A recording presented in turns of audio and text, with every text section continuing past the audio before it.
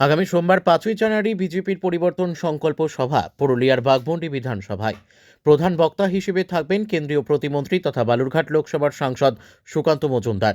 সেই দিন বাঘমুন্ডি ব্লকের পাথরডি দুর্গা মন্দির মাঠে জনসভার আয়োজন করা হয়েছে।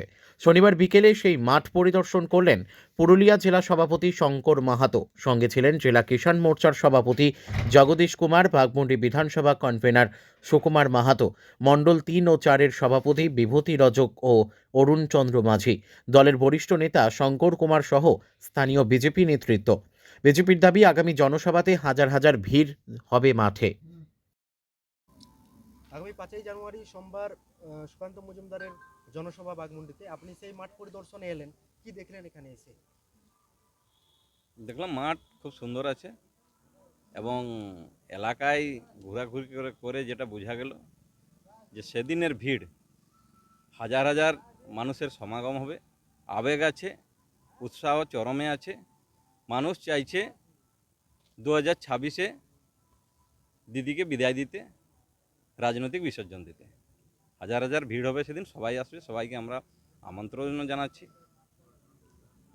তিনি তার জনসভাতে তিনি কি এমন বার্তা দিতে পারেন?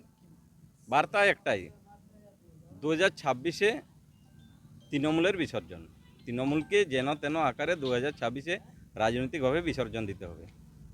আগামী দিনের যে আমাদের ভবিষ্যৎ প্রজন্ম, তাদের সুরক্ষার জন্যে আগামী দিনে যাতে পশ্চিমবঙ্গবাসী সুখে শান্তিতে থাকতে পারে, তার জন্যে মানুষ ঠিক করে নিয়েছে এই তৃণমূল নামক যে দল, যে একটা সার্কাস দল, সেই দলটাকে মানুষ বিসর্জন দেবে 2026-এ।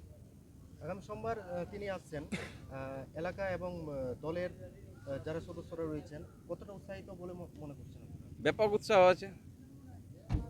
দলের কর্মী সমর্থকদের তো উৎসাহ আছেই, সাধারণ মানুষেরও ব্যাপক উৎসাহ আছে, ছোট থেকে বড় সবাই অধীর আগ্রহে আছে যে কখন আমাদের সভা হবে।